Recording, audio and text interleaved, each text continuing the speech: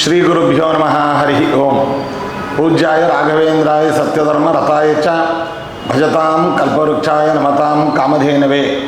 ಸರ್ವೇಪಿ ಸುಖಿನಃ ಸಂತು ಸರ್ವೇ ಸಂತು ನಿರಾಮಯಾಃ ಸರ್ವೇ ಭದ್ರಾಣಿ ಪಶ್ಯಂತು ಸರ್ವೇ ಸುಗುಣಶಾಲಿನಃ. ಕಲಿಯುಗದ ಕಾಮಧೇನು ಕಲ್ಪವೃಕ್ಷ ಸದೃಶರಾದ ರಾಘವೇಂದ್ರ ಸ್ವಾಮಿಗಳವರ ಭಕ್ತರು ಜಾತ್ಯತೀತವಾಗಿ ದೇಶದ ಉದ್ದದಗಲಕ್ಕೂ ವಿದೇಶಗಳಲ್ಲಿಯೂ ಕೂಡ ಅನೇಕ ಸ್ಥಳಗಳಲ್ಲಿ ಇದ್ದಾರೆ. ಹೇಗೆ ಒಂದು ಊರು ಅಂತಂದರೆ ಆಂಜನೇಯ ದೇವಸ್ಥಾನದ ಇಲ್ಲದೆ ಇರುವಂಥ ಊರು ಇಲ್ಲವೋ, ರುದ್ರದೇವರ ದೇವಸ್ಥಾನವೂ ಇಲ್ಲದೇ ಇರುವಂತಹ ಊರಿಲ್ಲವೋ, ಅದರಂತೆ ರಾಯರ ಭಕ್ತರು ಇಲ್ಲದೇ ಇರುವಂತಹ ಊರು ಇಲ್ಲ ಅಂತ ಹೇಳಿದರೂ ಕೂಡ ಅತಿಶಯೋಕ್ತಿ ಆಗೋದಿಲ್ಲ. ಅಂತಹ ರಾಘವೇಂದ್ರ ಸ್ವಾಮಿಗಳವರ ಭಕ್ತರ ಉಪಯೋಗಕ್ಕೋಸ್ಕರವಾಗಿ ಮಂತ್ರಾಲಯ ಯತಿವರ ಅನ್ನುವಂತಹ ಹೆಸರಿನಲ್ಲಿ ಒಂದು ಯೂಟ್ಯೂಬ್ ಚಾನಲನ್ನು ಮಾಡಿ ರಾಘವೇಂದ್ರ ಸ್ವಾಮಿಗಳವರ ಮಹಿಮೆ, ಪೂಜೆ, ವಿಧಾನಗಳು ಎಲ್ಲವನ್ನೂ ಕೂಡ ಪ್ರಸರಿಸ್ತಾ ಇದ್ದಾರೆ. ಇದರ ಮುಖ್ಯಸ್ಥರಾದಂತಹ ನಮ್ಮವರೇ ಆದ ಮಸೂದನ್ ಅವರು ಬಹಳ ಪರಿಶ್ರಮಪಟ್ಟು ಇದನ್ನು ಸೆರೆ ಹಿಡಿದು ಪ್ರಸಾರ ಮಾಡ್ತಾ ಇದ್ದಾರೆ. ಅವರಿಗೆ ನಾವು ತುಂಬ ಮನಸ್ಸಿನಿಂದ ಆಶೀರ್ವಾದವನ್ನು ಮಾಡ್ತಾ ಇದ್ದೇವೆ. ಮಂತ್ರಾಲಯ ಯತಿವರ ಈ ಹೆಸರು ಕೇಳಿದ ಕೂಡಲೇ ರೋಮಾಂಚನ ಆಗುತ್ತೆ. ಯಾಕೆಂದರೆ ಮಂತ್ರಾಲಯ ಅನ್ನೋ ಪದದಲ್ಲೇ ಆ ಶಕ್ತಿ ಇದೆ. ನಮ್ಮ ಮಧುಸೂದನ್ ಅವರು ನಡೆಸ್ಕೊಡುವಂಥ ಮಂತ್ರಾಲಯ ಯತಿವರ ಯೂಟ್ಯೂಬ್ ಚಾನಲ್ನ ನೀವೆಲ್ಲ ನೋಡೋ ಹಾಗೆ ನಾನು ನೋಡ್ತೀನಿ. ಅವರು ಹೇಳುವ ರಾಯರ ಮಹಿಮೆಯ ಕಥೆಗಳಿರ್ಬೋದು, ರಾಯರ ಪೂಜಾ ವಿಧಾನಗಳಿರ್ಬೋದು, ಇವೆಲ್ಲವನ್ನು ಕೇಳ್ತಾ ಇದ್ದರೆ ತಕ್ಷಣ ನಾನು ರಾಯರ ದರ್ಶನ ಮಾಡೋಕ್ಕೆ ಮಂತ್ರಾಲಯಕ್ಕೆ ಹೋಗ್ಬಿಡ್ಬೇಕು ಅನಿಸುತ್ತೆ. ನೋಡಿ, ನೀವು ಯಾರಾದರೂ ಈ ಮಂತ್ರಾಲಯ ಯತಿವರ ಈ ಚಾನೆಲ್ನ ಸಬ್ಸ್ಕ್ರೈಬ್ ಮಾಡಿದರೆ ಈ ಕೂಡಲೇ ಸಬ್ಸ್ಕ್ರೈಬ್ ಮಾಡ್ಕೊಳ್ಳಿ, ರಾಯರ ಅನುಗ್ರಹಕ್ಕೆ ಪಾತ್ರರಾಗಿ ಅಂತ ಕೇಳ್ಕೊತೀನಿ. ಎಲ್ಲರಿಗೂ ನಮಸ್ಕಾರ. ಮಂತ್ರಾಲಯ ಯತಿವರ ಯೂಟ್ಯೂಬ್ ಚಾನಲ್ಗೆ ನಿಮಗೆಲ್ಲ ಪ್ರೀತಿಯ ಸ್ವಾಗತ. ನಾನು ಆಯುರ್ವೇದ ಮತ್ತು ಸಸ್ಯೌಷಧ ತಜ್ಞ ಮಧುಸೂದನ್. ರಾಯರು ಅವರನ್ನು ನಂಬಿರುವಂತಹ ಭಕ್ತರ ಮುಂದೆ ಯಾವ ಯಾವ ರೂಪದಲ್ಲಿ ಬಂದು ಕಾಣಿಸ್ಕೊಳ್ತಾರೋ, ಯಾವ ಯಾವ ರೂಪದಲ್ಲಿ ದರ್ಶನವನ್ನು ಅನುಗ್ರಹ ಮಾಡ್ತಾರೋ ಅದನ್ನು ನಾವು ಹೇಳೋದಕ್ಕೆ ಸಾಧ್ಯವೇ ಇಲ್ಲ. ನೋಡಿ, ಇವತ್ತಿನ ಸಂಚಿಕೆಯಲ್ಲಿ ಬೆಂಗಳೂರಿನ ಸದಾಶಿವನಗರದಲ್ಲಿ ನೆಲೆಸಿರುವಂತಹ ಹಿರಿಯ ರಾಯರ ಭಕ್ತರು ಇವರು. ಈ ದಂಪತಿಗಳ ಬದುಕಿನಲ್ಲಿ ನಡೆದಂತಹ ಒಂದು ಅದ್ಭುತವಾದಂತಹ ಘಟನೆಯನ್ನು ನಿಮಗೆ ತೋರಿಸ್ತೀನಿ. ಯಾರು ಮೊದಲನೇ ಸಲ ನನ್ನ ಮಂತ್ರಾಲಯ ಯತಿವರ ಯೂಟ್ಯೂಬ್ ಚಾನಲ್ ನೋಡ್ತಾ ಇದ್ದೀರಾ, ಇವಾಗಲೇ ಸಬ್ಸ್ಕ್ರೈಬ್ ಮಾಡ್ಕೊಳ್ಳಿ. ಹಾಗೇನೆ ಮರೆಯದೆ ಈ ವಿಡಿಯೋನ ಎಲ್ಲ ರಾಯರ ಭಕ್ತರಿಗೂ ಶೇರ್ ಮಾಡಿ. ಹಾಗಾದರೆ ಬೆಂಗಳೂರಿನ ಸದಾಶಿವನಗರದಲ್ಲಿ ನೆಲೆಸಿರುವಂತಹ ಈ ಹಿರಿಯ ರಾಯರ ಭಕ್ತರು, ಈ ದಂಪತಿಗಳ ಬದುಕಿನಲ್ಲಿ ಏನು ಘಟನೆ ನಡೀತು, ರಾಯರು ಏನು ಮಾಡಿದ್ರು, ಹಾಗೆಯೇ ರಾಯರು ಇವರ ಮುಂದೆ ದರ್ಶನ ಕೊಟ್ಟಿದ್ದು ಯಾವ ರೂಪದಲ್ಲಿ ಅನ್ನೋದನ್ನು ನಿಮಗೆ ತಿಳಿಸ್ತೀನಿ, ಬನ್ನಿ. ಪೂಜ್ಯಾಯ ರಾಘವೇಂದ್ರಾಯ ಸತ್ಯಧರ್ಮರತಾಯ ಚ ಭಜತಾಂ ಕಲ್ಪವೃಕ್ಷಾಯ ನಮತಾಂ ಕಾಮಧೇನುವೆ. ಓಂ ಶ್ರೀ ಗುರು ರಾಘವೇಂದ್ರಾಯ ನಮಃ. ಮಂತ್ರಾಲಯ ಯತಿವರ ಚಾನಲ್ ವೀಕ್ಷಕರಿಗೆಲ್ಲ ನನ್ನ ನಮಸ್ಕಾರಗಳು. ನನ್ನ ಹೆಸರು ಸರಿತಾ. ನನಗೆ 71 ವರ್ಷ ವಯಸ್ಸಾಗಿದೆ. ನಾನು ನಿಮ್ಮ ಹಾಗೆ ರಾಯರ ಭಕ್ತಳು. ನೀವು ಯಾವ ರೀತಿ ರಾಯರನ್ನು ಪೂಜಿಸ್ತೀರೋ ನಾನು ಹಾಗೆ ಮಾಡ್ತೀನಿ. ನಂದು ಜೀವನದಲ್ಲಿ ಬೇಕಾದಷ್ಟು ಪವಾಡಗಳು ಎಲ್ಲ ಆಗಿದೆ. ಆದರೆ ಒಂದು ದೊಡ್ಡ ಪವಾಡನ ನಿಮ್ಮ ಮುಂದೆ ಮಾಡ್ಕೊಳ್ಳೋಕ್ಕೆ ನಾನು ತುಂಬ ಇಷ್ಟಪಡ್ತೀನಿ. ಏಕೆಂದರೆ ಆ ರಾಯರು ನಮ್ಮ ಮೇಲೆ ಎಷ್ಟು ಪ್ರಭಾವ ಬೀರಿ ನಮ್ಮನ್ನು ಎಷ್ಟು ಕಾಪಾಡ್ತಾ ಇದ್ದಾನೆ ಅಂದರೆ ಅದು ಹೇಳೋಕ್ಕೆ ಅಸಾಧ್ಯ, ನನ್ನ ಮಾತುಗಳಲ್ಲಿ ಬರೋದಿಲ್ಲ. ನಮ್ಮ ಯಜಮಾನರಿಗೆ 92ನಲ್ಲಿ ತಲೆನೋವು ಬಂದು ಆವಾಗ ತುಂಬ ಹಿಂಸೆ ಆಗಿತ್ತು. ಆವಾಗ ಡಾಕ್ಟರ್ ಹತ್ರ ಕರ್ಕೊಂಡು ಹೋಗಿ ಎಲ್ಲ ತೋರಿಸಿ ಮಾಡಿದ ಮೇಲೆ ಈಗ ಅವ್ರ ಬಾಯಿನಲ್ಲೇ ನೀವು ಕೇಳಿ. ನಾನು MK ನಾಗೇಂದ್ರ ಅಂತ ಸದಾಶಿವನಗರದಲ್ಲಿ ವಾಸ ಮಾಡ್ತಾಯಿದ್ದೀನಿ. ನನಗೆ ಈಗ 78 ವರ್ಷ. ನಾನು HALನಲ್ಲಿ ಮ್ಯಾನೇಜರಾಗಿ ಕೆಲಸ ಮಾಡ್ತಾ ಇರುವಾಗ 1992ರಲ್ಲಿ ನನಗೆ ದಿನಾಗಲೂ ತಲೆನೋವು ಬರ್ತಾಯಿತ್ತು. ಈ ತಲೆನೋವಿಗೆ ನಾನು ಪೇಯ್ನ್ ಕಿಲ್ಲರ್ ತೊಗೊಂಡು ವಾಸಿ ಮಾಡ್ಕೊಳ್ತಾ ಇದ್ದೆ. ಆದರೆ ಒಂದು 6 ತಿಂಗಳಾದಮೇಲೆ ನನಗೆ ಜಯನಗರಲ್ಲಿ ನಮ್ಮ ಅತ್ತೆಯವ್ರ ಮನೆಗೆ ಹೋದಾಗ ಒಂದು ರಾತ್ರಿ ತುಂಬ ಕಷ್ಟಕರವಾದ ದಿನ ಆಗಿತ್ತದು. ನನಗೆ ತಲೆನೋವು ಜಾಸ್ತಿ ಆಯಿತು. ಆಗ ನಾನು ರಾಘವೇಂದ್ರ ಗುರುಗಳೇ ನನ್ನ ಕಾಪಾಡಪ್ಪ ಅಂತ ನಾನು ಕೇಳಿಕೊಂಡೆ. ಆವಾಗ ಬೆಳಗ್ಗೆ ಅದು ಕೇಳ್ಕೋಗಿ ಅವ್ರ ರಾಯರನ್ನ ಕೇಳ್ಕೊಂಡಿದ್ದ ಸಹವಾಸ ಏನೋ ನನ್ನ ಅವ್ರಿಗೆ ಈಗ ಗೊತ್ತಿರೋ ಫ್ಯಾಮಿಲಿದು ಡಾಕ್ಟ್ರ್ ಹತ್ರ ಕರ್ಕೊಂಡು ಹೋದರು. ಅವ್ರ ಡಾಕ್ಟ್ರು ನನಗೆ ಸ್ಕ್ಯಾನಿಂಗು MRI CT ಸ್ಕ್ಯಾನ್ ಎಲ್ಲ ಮಾಡಿದ್ರು. ಅವ್ರು ಹೇಳಿದ್ರು, ಈ ಮೆದುಳಿನ ಹೊರಭಾಗದಲ್ಲಿ ನಿನಗೆ ಕೀವು ಶುರುವಾಗಿದೆಯಪ್ಪ, ಅದಕ್ಕೆ ಇಂಗ್ಲೀಷಲ್ಲಿ ಸೆಲೆಬ್ರಲ್ ಆ್ಯಪ್ಸಿಸ್ ಆಗಿದೆ, ಅದು ಇನ್ನೂ ಬ್ರೈನ್ ಒಳಗೆ ಮೆದುಳೊಳಗೆ ಹೋಗಿಲ್ಲ, ಅದು ಇಮ್ಮಿಡಿಯೇಟಾಗಿ ಅದನ್ನು ತೆಗಿಬೇಕು ಅಂತ ಅವರೆಲ್ಲ ಡಾಕ್ಟ್ರುಗಳೆಲ್ಲ ಡಿಸ್ಕಷನ್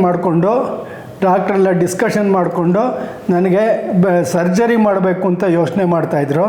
ಆವಾಗ ನನಗೆ ರಾಯರನ್ನ ಕೇಳಿಕೊಂಡೆ, ಬೇಡಪ್ಪ ನನಗೆ ಬ್ರೈನ್ ಸರ್ಜರಿ ಬೇಡ, ನನಗೆ ಹೆದರಿಕೆ ಆಗತ್ತೆ ಅಂತ. ಆವಾಗ ತಕ್ಷಣ ಅವರು ಒಬ್ಬ ನುರಿತ ನ್ಯೂರೋ ಸರ್ಜನ್ನ ಕರ್ಕೊಂಡು ಬಂದರು. ಅವರು ನೋಡ್ಬಿಟ್ಟು ಹೇಳಿದ್ರು, ಇದಕ್ಕೆ ಸರ್ಜರಿ ಬೇಡ, ನಾನು ಅದನ್ನು ಇದು ಕೀವುಗಳನ್ನ ಇಂಜೆಕ್ಷನಿಂದನೇ ಎಳ್ಕೊಂಬಿಡ್ತೀನಿ ಅಂತ ಹೇಳಿದ್ರು. ಇದರಿಂದ ರಾಯರ ಪವಾಡವೇ ಅಷ್ಟೇ, ರಾಯರೇ ಹೇಳಿ ಕಳಿಸಿರಬೇಕು ಆ ಡಾಕ್ಟ್ರನ್ನ ಬರೋದಕ್ಕೆ.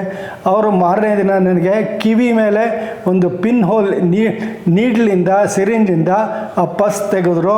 ಆ ಪಸ್ ತೆಗೆದ ತಕ್ಷಣ ನನಗೆ ತಲೆಯೆಲ್ಲ ಒಂದು ತಣ್ಣಗಾಗೊಂದಾಯಿತು. ಅವಾಗಲೇ ಅಂದ್ಕೊಂಡೆ, ರಾಯರ ಮಹಿಮೆ ಹೀಗಿದೆ, ರಾಯರೇ ನನಗೆ ಆ ಪಸ್ನ ತೆಗೆದುಬಿಟ್ಟಿದ್ದಾರೆ. ಈಗ ನೋಡಿ, ನನಗೆ 33 ವರ್ಷ ಆಯಿತು ಆ ಪಿನ್ ಹೋಲ್ ಸರ್ಜರಿ ಆಗಿ. ನನಗೆ ತಲೆನೋವು ಅಂದರೆ ಏನು ಅಂತಲೂ ಗೊತ್ತಿಲ್ಲ, ತಲೆನೋವೇ ಬರ್ತಾಯಿಲ್ಲ ನನಗೆ. ಇದು ದೇವರ ರಾಘವೇಂದ್ರ ಗುರುಗಳ ಪವಾಡನೇ ಅಷ್ಟೆ. ನಮ್ಮ ಯಜಮಾನ್ರದ್ದು ಪವಾಡ ಕೇಳಿದ್ರಿ.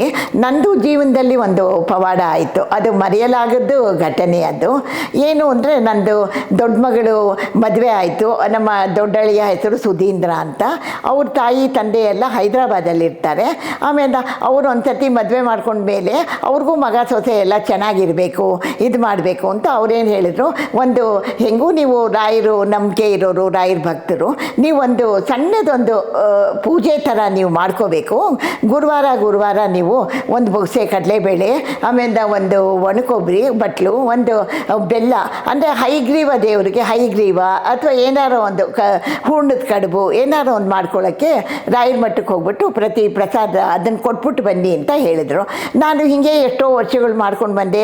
ಎಲ್ಲ ಚೆನ್ನಾಗಾಯಿತು. ನನ್ನ ಮಗಳು ಅಳಿಯ ಎಲ್ಲ ಚೆನ್ನಾಗಿದ್ದರು, ಒಳ್ಳೊಳ್ಳೆ ಪ್ರಮೋಷನ್ಸ್ ಬಂತು. ಮಗಳು ಆದಳು, ಅವರು ಅಂಜಲಾ ಅಂತಲೇ ಹೆಸರು. ಅದಾದಮೇಲೆ ಎಲ್ಲ ಆಯಿತು. ಒಂದು ದಿವಸ ನನಗೆ ಗುರುವಾರ ಹೋಗೋಕ್ಕಾಗಲಿಲ್ಲ. ದೇವ್ರ ಮುಂದೆ ಎಲ್ಲ ಇಟ್ಬಿಟ್ಟು ಬೆಳಗ್ಗೆ ತುಪ್ಪದ ಆರತಿ ಮಾಡಿ ಎಲ್ಲ ಮಾಡಿದ್ದೆ. ನಂಗೆ ಯಾಕೋ ಮನೆ ತುಂಬ ಎಲ್ಲ ನೆಂಟರು ಬಂದಿದ್ರು ಮಾಡಿದ್ರು. ನಂಗೆ ಗುರುವಾರ ಹೋಗೋಕ್ಕಾಗಲಿಲ್ಲ. ಯೂಶ್ವಲಾಗಿ ಊಟಕ್ಕೆ ಮುಂಚೆ ಹೋಗ್ಬಿಟ್ಟು ಬೆಳಗಾಗೆದ್ದು ಕೊಟ್ಬಿಟ್ಟು ಬರ್ತಾಯಿದ್ದೆ. ನಂಗೆ ಊಟ ಆದಮೇಲೆ ಅದೆಲ್ಲ ನಂಗೆ ಹೋಗೋಕ್ಕೆ ಇಷ್ಟ ಆಗ್ತಾ ಇರಲಿಲ್ಲ, ಅವತ್ತು ಕೊಡೋಕ್ಕಾಗಲಿಲ್ಲ. ಸರಿ, ಮಾರನೇ ದಿವಸ ಶುಕ್ರವಾರ ಕೊಟ್ಬಿಡೋಣ ಅಂತ ನಾನು ಒಂದು ಕವರ್ನಲ್ಲಿ ಹಾಕಿ ದೇವ್ರ ಮನೆಯಲ್ಲಿ ಇಟ್ಟಿದ್ದೆ. ಅದನ್ನು ನಾನು ಪ್ರತಿ ಗುರುವಾರ ರಾಯರ ಮಠಕ್ಕೆ ಏನೇನು ಕೊಡ್ತಾ ಇದ್ದೆ, ಏನೇನು ಪದಾರ್ಥಗಳು ಅಂತ ತೋರಿಸ್ತೀನಿ ಬನ್ನಿ.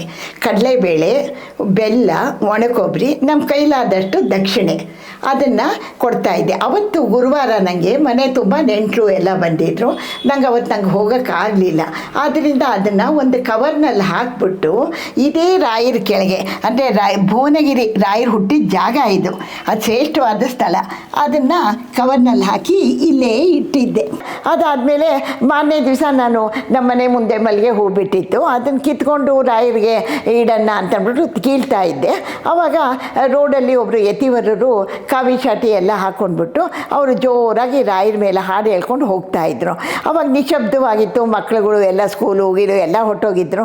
ಸರಿ ಅಂತಂದ್ಬಿಟ್ಟು ಅಂತ ನಾನು ಅವ್ರನ್ನ ಕರೆದ್ಬಿಟ್ಟು ಅವ್ರಿಗೆ ಏನಾದ್ರು ಕೊಡಬೇಕು ಅಂತ ನಂಗೆ ಆಸೆ ಆಯಿತು. ಆಮೇಲೆ ಹೋಗ್ಬಿಟ್ಟು ಒಂದು ಸ್ವಲ್ಪ ತೊಗೊಂಡು ಬಂದು ಕೊಟ್ಟೆ. ಆಮೇಲೆ ನನಗೆ ಅಷ್ಟು ಕೊಟ್ಟು ಸಮಾಧಾನ ಆಗಲಿಲ್ಲ. ಇಲ್ಲಪ್ಪ, ಅವ್ರನ್ನ ಮನೆಗೆ ಕರ್ಕೊಂಡು ಬರಬೇಕು, ಎಂಥ ಯತಿವರರು ಇವರು, ಮನೆಗೆ ಕರ್ಕೊಂಡು ಬರೋಣ ಅಂತ ನಮ್ಮ ಮನೆಗೆ ಕರ್ಕೊಂಡು ಬಂದೆ. ನಾನು ಒಂದು 4 ಹೆಜ್ಜೆ ಹೊಟ್ಟೋಗಿದ್ರು ನಮ್ಮ ರೋಡ್ ಕೊನೆಗೆ. ಆಮೇಲೆ ಕರ್ಕೊಂಡು ಬಂದೆ. ಆಮೇಲೆ ಮನೆಗೆ ಬಂದುಬಿಟ್ಟು ಅವರು ಸ್ವಲ್ಪ ಇಲ್ಲೇ ನಮ್ಮ ಚೇರ್ ಮೇಲೆಲ್ಲ ಕೂತ್ಕೊಂಡ್ರು ಮಾಡಿದ್ರು. ಆಮೇಲೆ ಅವ್ರು ಹೇಳಿದರು, ನಾನು ಕೇಳಿದೆ, ನಾನು ಹಾಲು ಕೊಡಲಾ ಅಂತ. ಹೂನಮ್ಮ, 6 ಚಮಚ ಸಕ್ಕರೆ ಹಾಕ್ಬಿಟ್ಟು ಕೊಡು ಅಂದರು. ಆಮೇಲೆ ನನಗೆ ಆಶ್ಚರ್ಯ ಆಯಿತು, ಈಗಿನ ಕಾಲದಲ್ಲೂ ಇಷ್ಟು ಸಕ್ಕರೆ ತಿನ್ನೋರು ಇದ್ದಾರಾ ಅಂತ. ಆಗಲಿ ಅಂತಂದ್ಬಿಟ್ಟು ಅಂತ ಸಕ್ಕರೆ ಹಾಕ್ಬಿಟ್ಟು ಹಾಲು ಕೊಟ್ಟೆ ಅವರಿಗೆ. ಅದಾದಮೇಲೆ ಅವರು ಸ್ವಲ್ಪ ಹೊತ್ತಂಗೆ ಅದು ಇದು ಎಲ್ಲ ಮಾತಾಡಿ ಆಮೇಲೆ ನೀ ರಾಯರಿಗೆ ಪ್ರಸಾದ ಇಟ್ಟಿದೆಯಲ್ಲಮ್ಮ, ಅದನ್ನು ಕೊಡು ನನಗೆ ಅಂತ ಹೇಳಿದರು. ನನಗೆ ಆಶ್ಚರ್ಯ ಆಯಿತು. ಅದು ಒಂಥರ ಆವಾಗ ಏನು ಮಾಡಿದೆ, ಎಲ್ಲಿ ದೇವ್ರ ಮನೇಲಿ ಇಟ್ಟಿದ್ದೀನಿ ಅದನ್ನು ರಾಯರು ಕೊಡಬೇಕು ಅಂತಿದ್ದೆ ಅಂತ ಏನೇನೋ ಸುಮ್ಮನೆ ನನ್ನ ಮನಸ್ಸಿಗೆ ಬಂತು. ಅವ್ರು ಕೂತಿದ್ದು ಅಲ್ಲಿ ಆ ಚೇರ್ ಮೇಲೆ, ಆ ಸೋಫಾ ಮೇಲೆ ಅವ್ರು ಅಲ್ಲಿ ಕೂತಿದ್ರು. ಅವರು ಕಾಣಿಸೋಕ್ಕೆ ಸಾಧ್ಯವೇ ಇಲ್ಲ. ನಾನಂತೂ ರಾಯರದು ಈ ಬಾಗಿಲು ಹಾಕ್ಬಿಟ್ಟಿದ್ದೆ, ಈ ಬಾಗಿಲು ಹಿಂಗೆ ಮುಂದೆ ಮಾಡಿದ್ದೆ, ಬಾಗಿಲು ಹಾಕಿದ್ದೆ. ಅವ್ರು ನೋಡಿ ಅಲ್ಲಿ ಕೂತ್ಕೊಂಡು ಸಾಧ್ಯನಾ, ಯಾರಿಗೆ ಕಾಣಿಸ್ಬೇಕಿದು, ಏನೂ ಕಾಣಿಸಲ್ಲ ಅಲ್ಲಿ. ಆದರೂ ಅಲ್ಲಿ ಕೂತ್ಕೊಂಡ್ಬಿಟ್ಟು ನಮ್ಮನೆಗೆ ಬಂದುಬಿಟ್ಟು ಅವರು, ನೋಡಮ್ಮ ನೀನು ರಾಯರಿಗೆ ಅಂತ ಇಟ್ಟಿದೆಯಲ್ಲ ನನಗೆ ಅಂತ, ಅದನ್ನು ಕೊಡು ಅಂತ ಹೇಳಿದ್ರು. ಅವಾಗ ನಂಗೆ ಒಂದು ಕ್ಷಣ ಏನದು ರಾಯರ ಮಟ್ಟದಲ್ಲಿ ನಾನು ಕೊಡಬೇಕು ರಾಯರಿಗೆ ಅಂದ್ಕೊಂಡ್ರೆ, ಆಮೇಲೆ ಅವ್ರು ಕೇಳ್ತಾ ಇದ್ದಾರೆ ಅಂತ ಆದರೂ ಆಲೋಚನೆ ಬರಲಿಲ್ಲ.